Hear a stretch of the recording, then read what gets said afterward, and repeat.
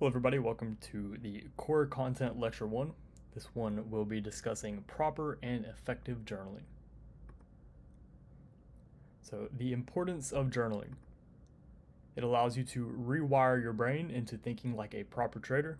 It allows you to spot unconscious mistakes, and it helps develop a repeatable and habitual process giving a more calculated outcome. Your goal as a trader is to follow a systematic approach, and through journaling, you hold yourself accountable whilst improving on mistakes along the way. Proper journaling also gives you experience to lean on if a period of drawdown occurs, which will help mitigate fear.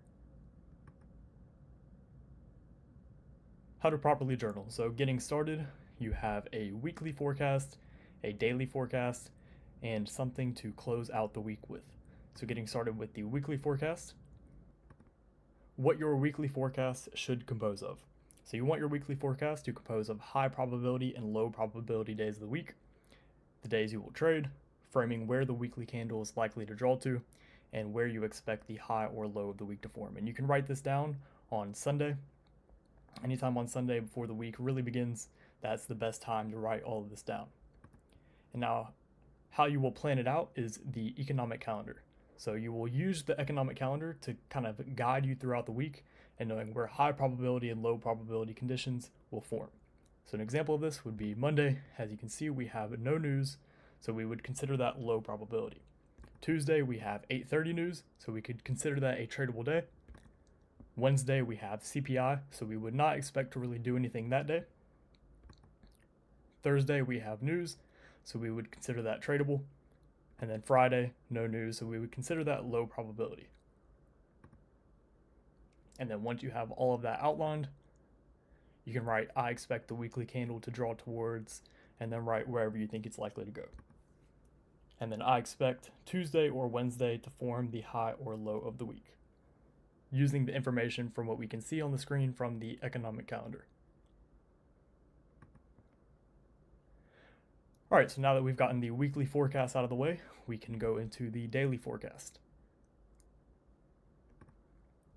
What your daily forecast should compose of, where you expect the daily candle to draw towards, and also you want to outline old highs, lows, and gaps that may serve importance.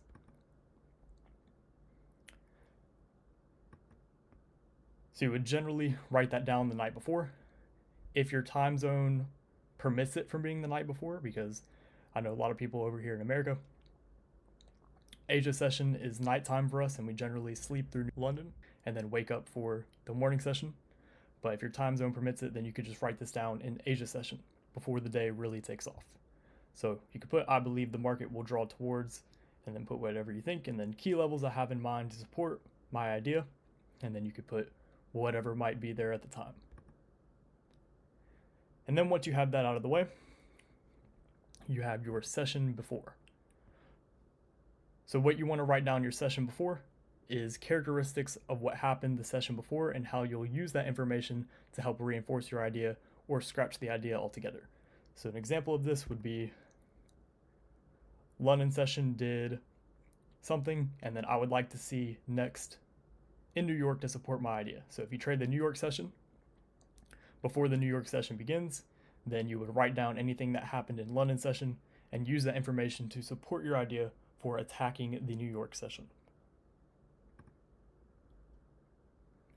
And then we have after the fact. So journal what you anticipated to see versus the result and the outcome of a trade if you placed one. So you could write down I anticipated and the market did something. Now we have the daily forecast out of the way. We can look at closing out the week. So whenever you're closing out the week, once a week has officially closed, give yourself a performance evaluation.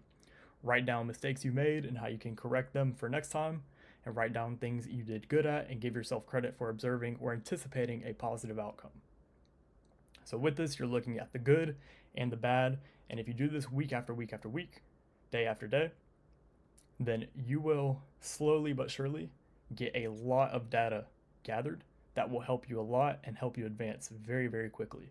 This is the same thing that I used, the same kind of template that I use every single week and I've journaled probably over 1,500 pages, and this will help you get on track and reach a very, very, very high degree of accuracy.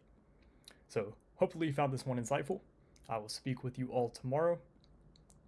Enjoy the rest of your weekend.